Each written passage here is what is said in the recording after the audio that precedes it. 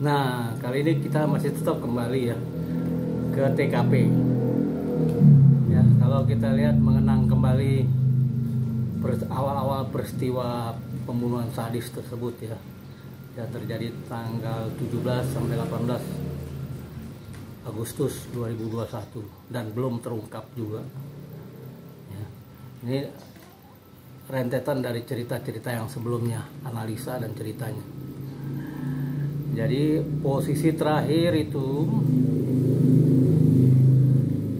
mayat dua di dalam bagasi, ibu dan putrinya, bagasi mobil Alphard. Ya.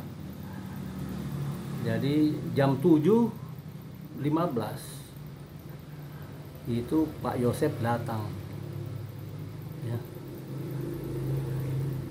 Tapi katanya Pak Yosep nggak mengetahui adanya kedua mayat itu di dalam mobil.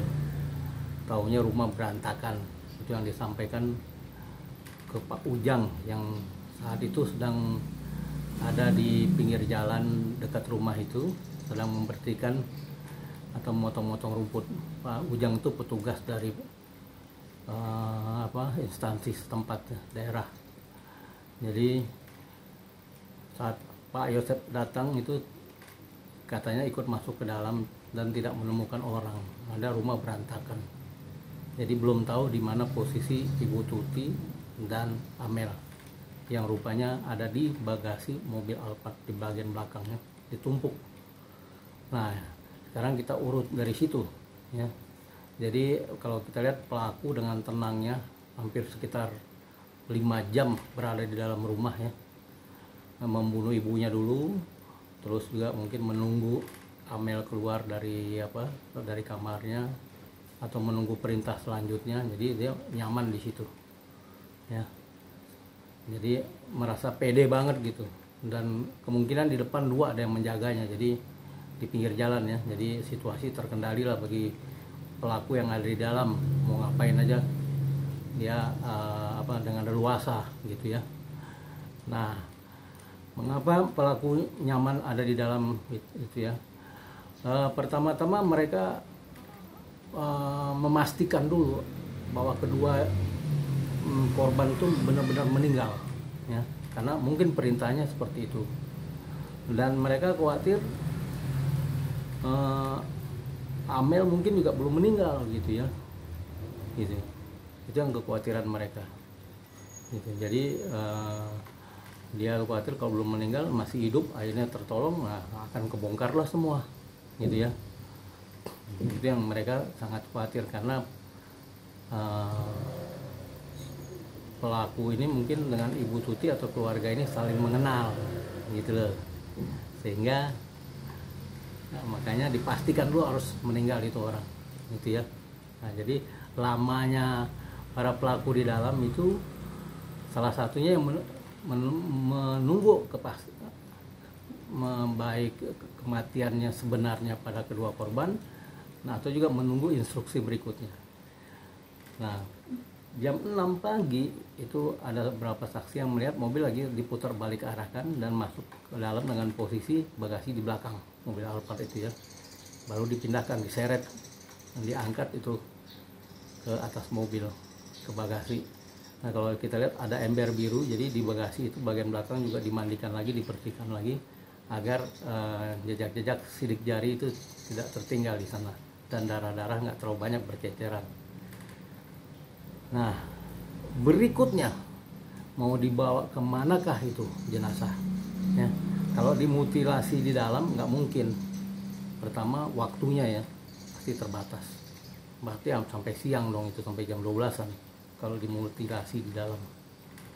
Kedua, ataukah dibawa langsung dikubur, sudah ada tempat kuburannya, sudah digali mungkin sama kelompoknya lagi di tempat lain, mungkin 30 menit atau 1 jam dari sekitar wilayah TKP ya, kemungkinan besar begitu.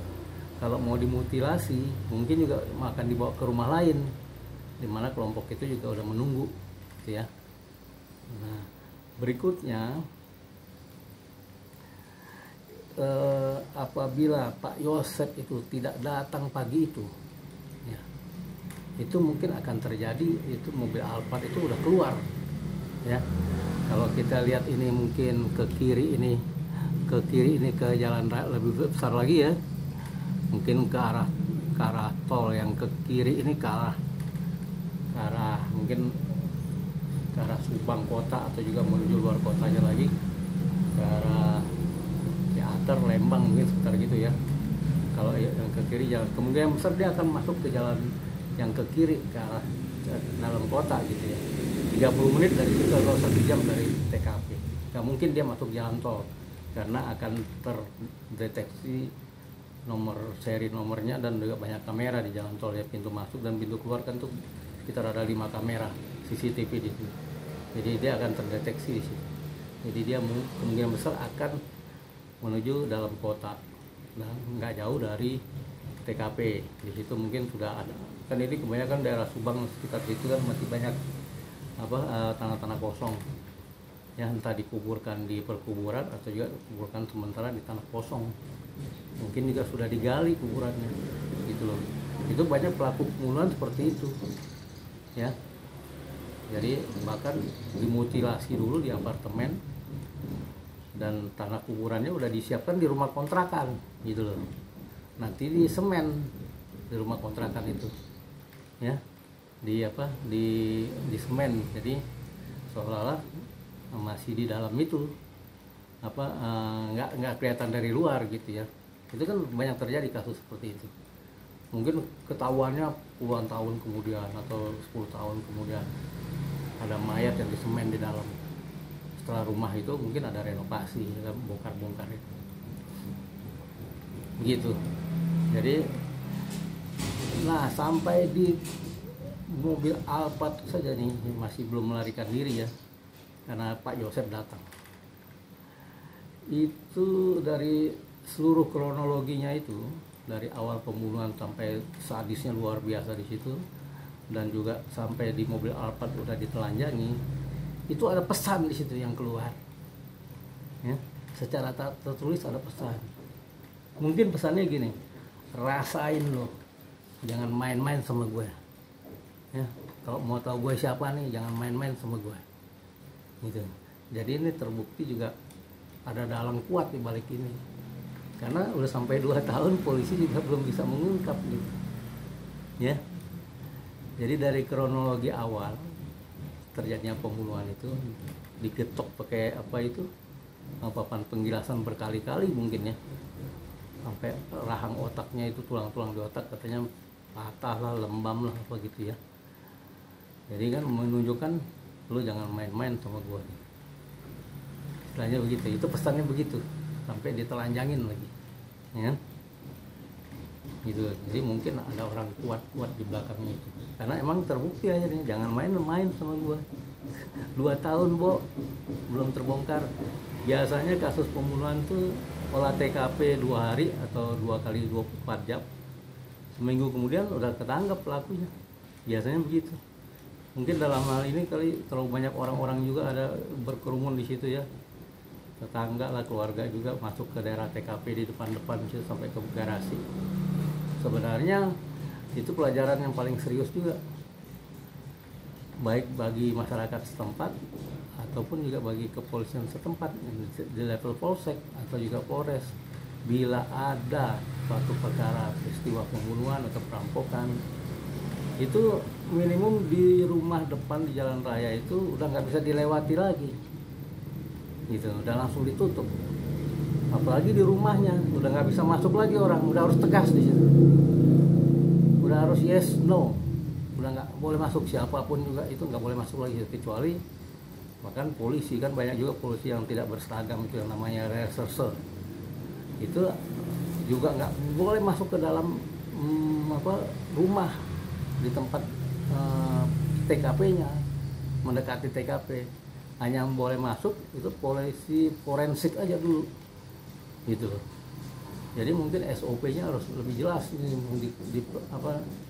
dipahami oleh para polisi-polisi yang di level polsek. Jadi di depan rumah itu jalan raya tuh udah harus ditutup, dan yang di depan rumah sekali di halaman itu udah satu pun nggak boleh masuk ya. Karena walaupun belum di garis polis lain, itu udah bisa kena sanksi pidana yang masuk itu pada awal-awal itu, ya belum, karena itu kan TKP udah, gitu. Jadi ini pelajaran yang serius ini bagi apa ke depan, bagi warga setempat maupun aparat setempat di level-level polsek. Gitu. Hanya yang boleh masuk ruangan TKP yang di dalam rumah itu hanya polisi forensik itu lebih awal, yang reserse lainnya tunggu di luar, gitu loh. Karena forensiknya akan menggali sedetail mungkin reserse itu hanya foto-foto aja dari luar ya, foto keadaan rumah itu. Forensik yang diutamakan, dan forensik ini harus dibekali juga dengan ilmu yang tinggi mengenai DNA dan juga mengenai apa sidik jari.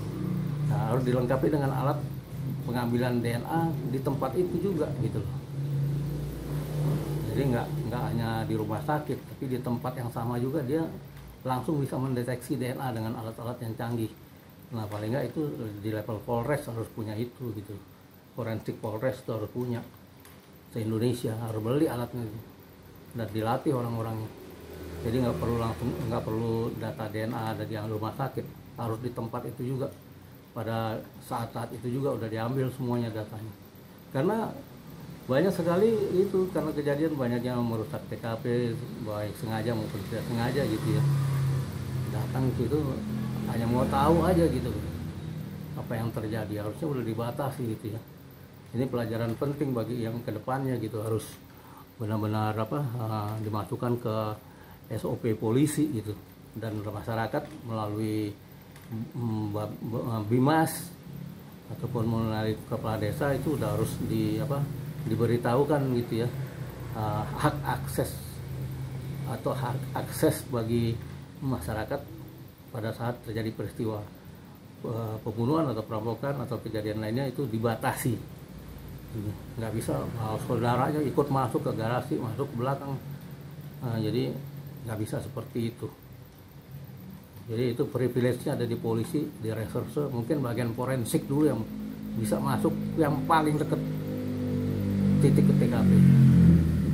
Oke, sekian dulu, mungkin bisa menjadi pelajaran bagi kita semua nantinya ya.